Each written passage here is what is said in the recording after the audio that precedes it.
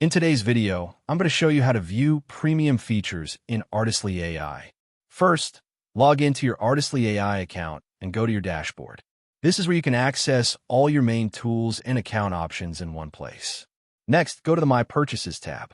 Here you'll see your current subscription and all available plans. If you just want to view your current plan, click on Check Details.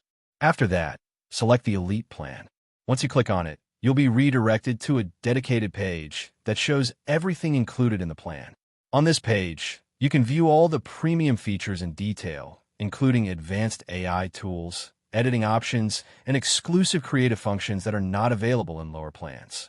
Take your time to explore each feature so you understand how it can improve your workflow and help you create higher quality content faster. And that's how you can view premium features in Artistly AI. Thank you for watching this video. Please feel free to use the affiliate link in the description.